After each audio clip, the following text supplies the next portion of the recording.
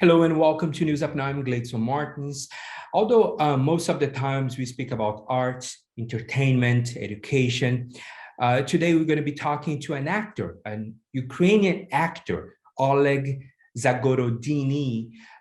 He was on the movie Firebird, which will be released in the US theaters this month at the end of April. But today we're going to be talking about the Ukrainian war. Hi, Oleg. Thank you so much for your time. I really appreciate it. Can you tell me how is your daily life? Can you give me a sense of what do you do in the morning, afternoon? What have you been doing during this terrible time? Every day, how you know that I have cafe in Kiev.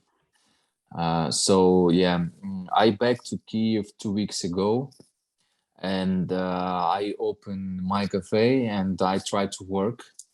I organize a small logistic center because I buy. Oh, it's Syrian now, but I will stay. I don't react for this. Yeah. So yeah, and I collect some money. People from other country make donation, and I buy body armor for our soldiers because we wasn't ready for this war, and this what they need at first time. It's protect themselves. Mhm. So I try to organize. For today, I organized 24 body armors for our army, and also I buy some food because they need on the block posts. I buy some cigarettes they need. I buy for them body shower, wet webkins, and everything what they need. How are you doing? Try to explain myself first why they did it to us, what we did for them, because yeah, I see the same in the news, and also I visit two places here in Kiev because they did rocket attack. For 2 days they destroy more than 100 buildings here, and also people dying. In these houses live normal life. It's civil people. It's not military objects, but they attack it.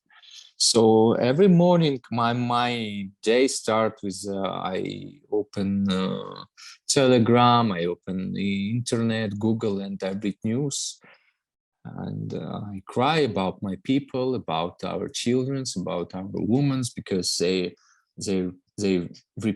repied our women. The last news I read about, they find 6 naked body of women on the road, and it's hard to explain what they did to them before kill. I don't know what kind of people this Russian who come to my country. What I see by my eyes, you will see behind me destroying building, and it was a civil house. It wasn't military object. It's around no military. It was normal house, whereas people living before this attack. Now, of course, they lost their house. I don't know where these people live now. President Zelensky is always asking for air protection. Do you think some NATO countries will help Ukraine when it comes to close the air? Yeah, sure. Because now what happened now, it's not about save military people or save our military, like our military security. It's all about civil security, because now what happened, they attack civil houses, they attack school, they try to destroy our mobile connection. Now in normal life in Kiev, 3 million with the half people living. Mhm. Now 2 million people stay in Kiev. It's a lot. Yeah, yeah. And So over 4 yeah, million people have left Ukraine, I would say, have been forced to leave yeah. Ukraine. So do you want to stay in Ukraine, in Kyiv? I know you didn't join the military yet, but you said before we started recording that you're ready to fight for your country. Yes, it was my decision. It was my decision. I sent 2 weeks ago. I sent my family to Romania. They safe now. They have food and normal life. My mother have work already in Romania. But it's my decision because what you need to know about Ukrainian people and also about me. We better die than we will lost our freedom. Now Russians want to catch our freedom. We fight for our freedom now. And also I have my body armor. I'll find helmet. Wow. And all I need is gun. I know how to work with this. And I ready to fight for our children, for our women, for our grandfathers, for everyone who stay here now Mhm. in Kiev, in Ukraine. I ready fight for my country. Can you give me a sense of the Ukrainian civilian people's lives on a daily basis? Are you guys still having enough food? You said the Russians trying to cut the mobile signals and internet. How is everything on a daily basis life in Kyiv?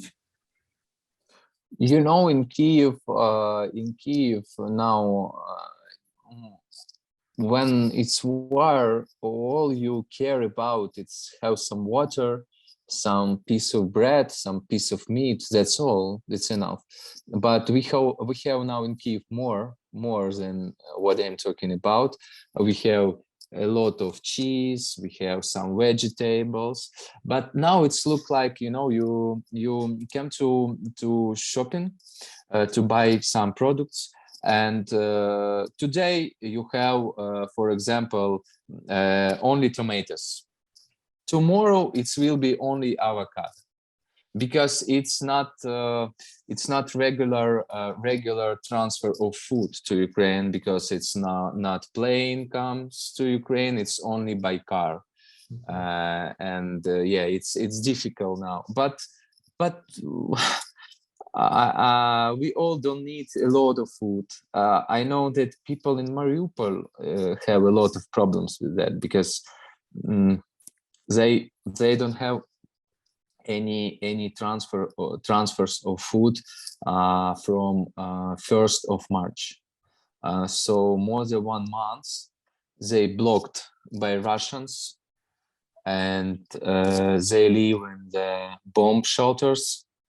And only in the daytime they come to the streets and look for some food.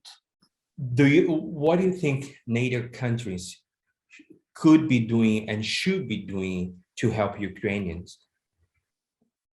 I hope they'll do more, because we really need your support, also American support.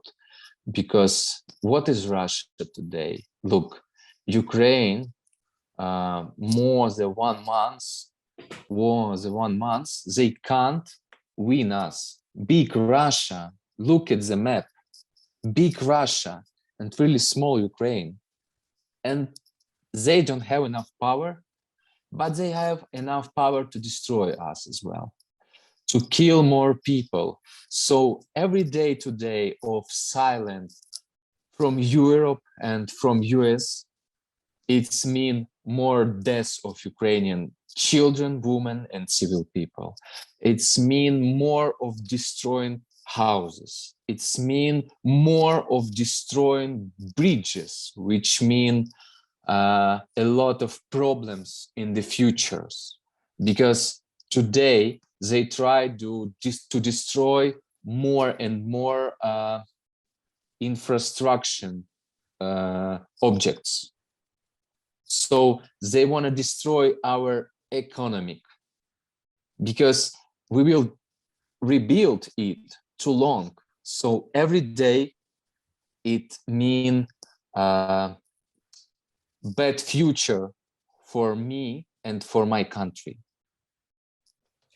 Do you fear when you heard that Putin is changing his strategy of and planning a new strategy invasion in Ukraine in early May? Look, I lost my fear like 3 weeks ago. And the same I can say about my brother, about my father. My father ready to back in Kiev, have his gun and fight if Mr. Putin will come. What you need to know about us, that all Ukrainian ready to fight. And now in Ukraine we have more than 10 million men who ready to fight. So what does it mean? If Putin will try to attack us in global sense, again, try to take Kiev, he will met here more than 100,000 army who will against him and his army, because we don't leave our land, we live in our country, in Ukraine, and we will stay here. If he won't catch us, he must kill us. But it's no way for him to catch us and we will stay alive. Because we don't want to run from our country. We will stay here and fight. There's some people saying that Putin doesn't know really what's happening, and he doesn't know that in some cases the Russian troops are losing the combat. Do you believe in that? I believe in that because I have lived in Moscow, in Russia, for more than 4 years. And I know that it's really corrupt country. So I believe that Putin think that he has really strong and big army. It's really strong. It's really strong and big. If we look at Ukraine and at Russia, they're stronger than Ukraine. They're stronger. They have more soldiers, professional soldiers. They have more tanks. They have more MiGs, rockets, everything. They're stronger than Ukraine. Big luck of us, of Ukrainian people, that Russia has this corruption, and most of their power stay on a paper. It's mean they spend money on a paper for army, but it's not in the real. Putin think, because he look at the paper, that he has really big power, and they want attack after Ukraine. They want, because they say it on their TV, they want attack Estonia, then Lithuania, and then Poland, then Moldova, then Romania. So they want rebuild USSR, Soviet Union. They think that they have enough of power, but now we see that it's hard for my country now. We lost a lot of people, we lost a lot of houses, but we're still alive. But the question to Europe and to US, how many lives and how many houses we need to lost before you will close our sky? This is open question, really. for Yeah. today. Mhm. When I met you last year at the Frameline Film Festival in San Francisco in California, to the release of your movie Firebird, which talks about love and war, um, the movie is coming up in the US theaters at the end of this month, April. Do you still have hope? Like, can you still think about your movie during this war? At first, I think about my people, because every morning I wake up and I read the news that like they repeat women's, they kill children's, they kill civil people, people dying without food, people dying without special medicine. I read all the things and I can't think about, you know, some premiere. And then when I, because, you know, it was my big dream when I was in the theater school. It was, I just, I go to the bed and I dream about, I will be at the red carpet, I will be the big screen, people will watch my movie, people will tell me something good or bad, doesn't matter, but you know, it's gonna be this some maybe parties and everything. But now I understand that it doesn't mean anything, and also my work, it doesn't mean anything. This movie Firebird doesn't mean anything because it's don't help to stop real war, because everything what happened now in Ukraine to my people, to me, it's not film, it's reality. And all this art, it can't help the war is over. Because but I every morning I wake up and I hope that maybe I will read news, war is over, and I will be available to go for this premiere, what will be soon. But it's really don't have such a big meaning for me. I'm so sorry what you guys are going through. I am. And I hope this war ends sooner than later. And, you know, with less casualties. Nobody else needs to see, go through this and, you know, die on the streets, on the roads, you know, fighting or defending themselves from the Russian troops. It's just horrible to see those images, and you know, being there, it must be terrible.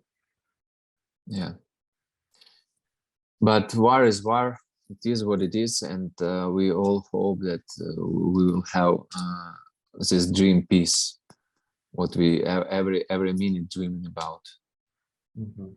We really need it, and really need your support. Please don't stop to support Ukrainian people. Everywhere you meet Ukrainian people who run from our country, support them, because they lost their houses, they lost their hopes, and all they have now their life. I know people who lost everything. You know the story. Someone knows that I have some money, and they write me a message on Instagram. We don't have any oil. For 2 weeks, we sit in the bomb shelter. And it's again and again they attack us. And then we make a decision, and we have only car key and car close to our house, because we save some food in the car. In the daytime, we come to car, take some food, water, and back to bomb shelter. So this is why we have only car key and only clothes what we have on us now. We don't have any money, anything, and we have only half of oil in our car. So now we run. After 2 weeks, we sit in the car and drive it. We don't know any way, we just in the panic drive. And all we have, it's your contact, because my friends say that you have some money. Can you give us money for this oil? Because we want to get Poland, have some more food, clothes. Wow. This is what happened again and again in Kiev. Yeah, it's incredible to know and incredible to hear. And it's crazy. Like, you can't believe that it's happened. Like, because 2 months ago, everything was really nice in our country. Really nice. We have very, very cool people. They're ready to give you last clothes, last food, everything. When you will visit Ukraine after war, you will see our wonderful people. But now they need help everywhere. So please, people, if you will meet Ukrainian who run from Ukraine, please help them. And how people can help you, because you said you're buying helmets or military Now I organize this logistic center in my cafe. So I order some bulletproof vests and helmets for our military, and I organize a production of military clothes. Because they now use their civil clothes, because we wasn't ready for this one. We don't have enough of clothes, enough of body armors, enough of guns. So yeah, I try to help everyone who asks me about it. So yeah, if you want, you can make a donation to me. You can find me on Instagram and ask me in the direct, and I will send my PayPal or any payment system what you need. And also I have a link, I make a link, and you can support my business, my cafe. You can buy coffee online, dessert online, whatever you want online, and also support our economics. And I will send this money to some people who really need it. Okay, Oleg. So we'll put your Instagram name right here. People can contact you. Thanks. If they're willing to donate or help in some ways. I'm glad your parents are safe, in safety, and be safe as well. Thanks. Thank you so much.